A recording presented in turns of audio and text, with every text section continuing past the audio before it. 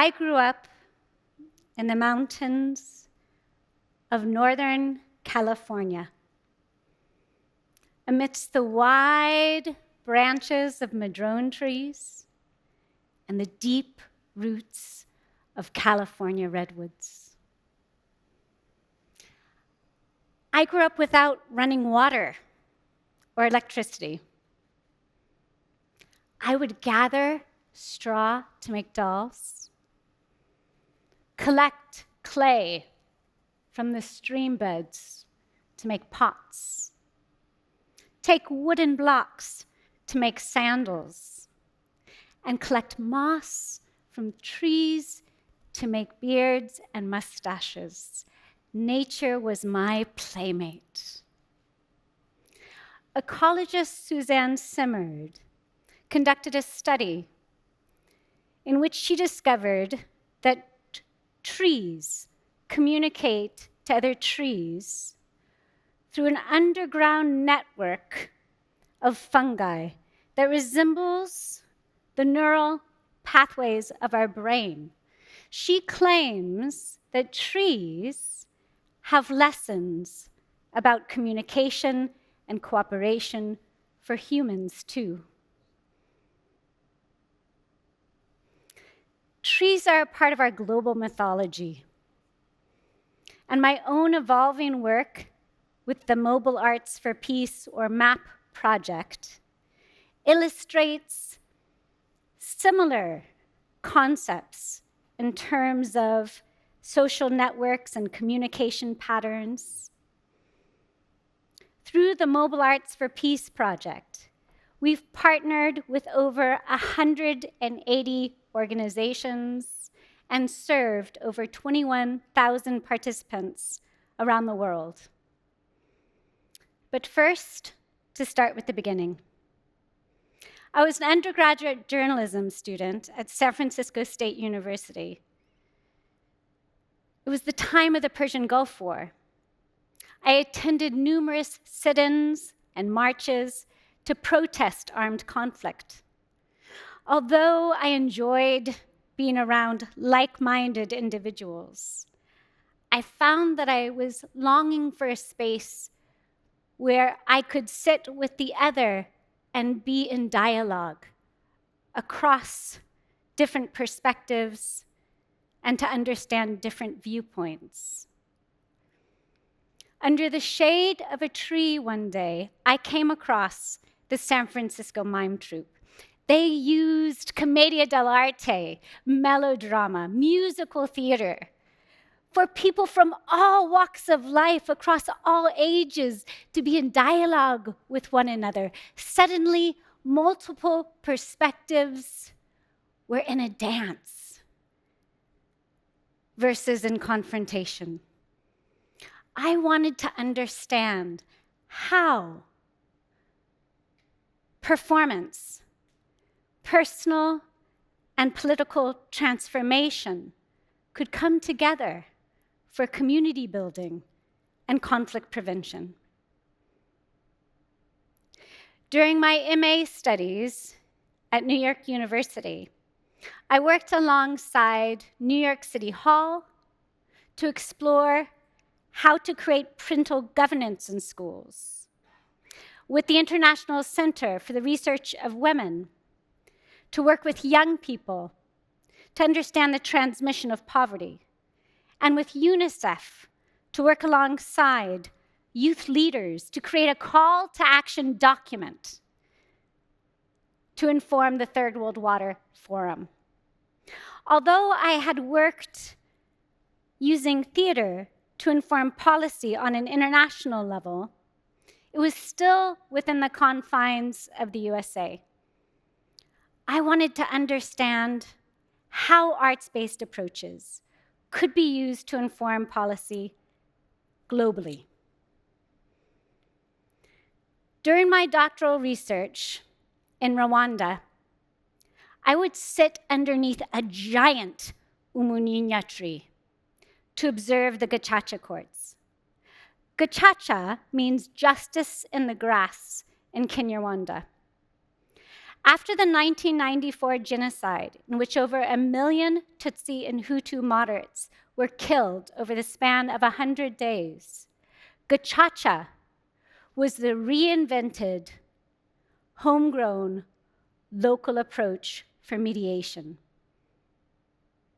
In pre-colonial times, gacaca would be used for individuals from aggrieved parties to come together, to listen to the problem, and to find solutions.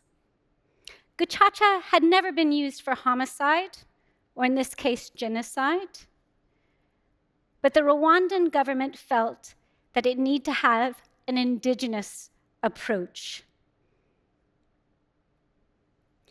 Between 2004 and 2012, every citizen was mandated by law to attend the local level courts, and over 12,000 community-based courts.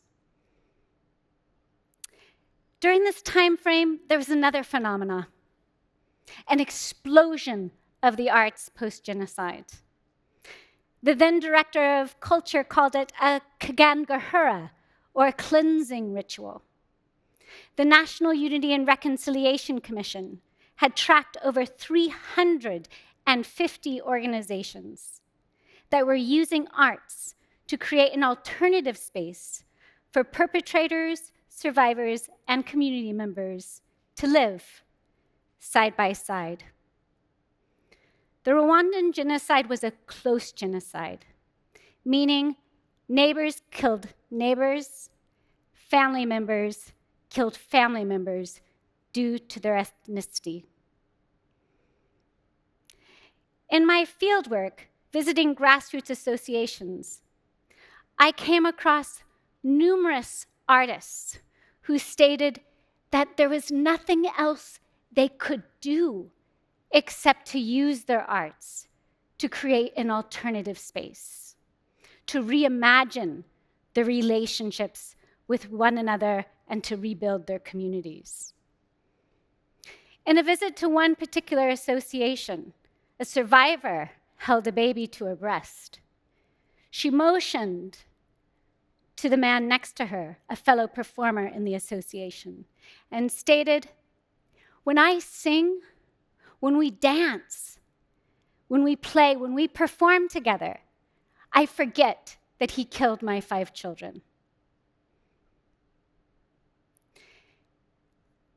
In another association, a survivor stated that the perpetrator who had killed her husband had come to her house 20 times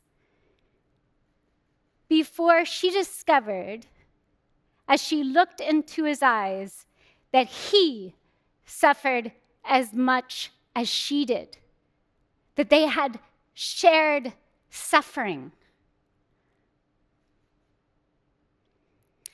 Shared suffering, or kubabarira, is different than the Judeo-Christian concept of forgiveness.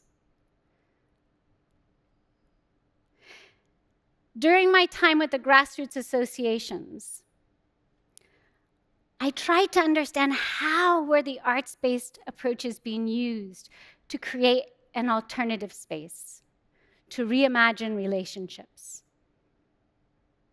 and to recover after the aftermath of genocide. In my own research and practice, I took what I had learned from the grassroots associations alongside the concept of kubabarira to create the Mobile Arts for Peace project, in which I worked alongside children and young people, artists, educators, civil society workers, and decision makers to explore how local arts-based approaches could be used to create a two-way form of communication between children and young people and decision makers.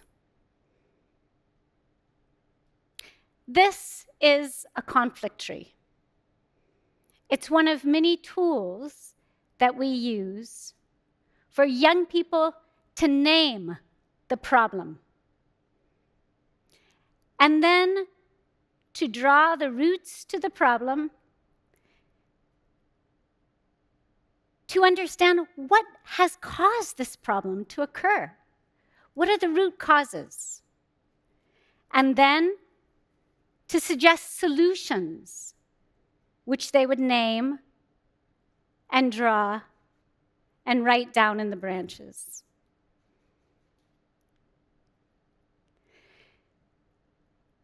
MAP worked in the countries of Kyrgyzstan, Rwanda, Nepal, and Indonesia. And in each country, we explored the local cultural form and how that could be adapted for dialogic purposes.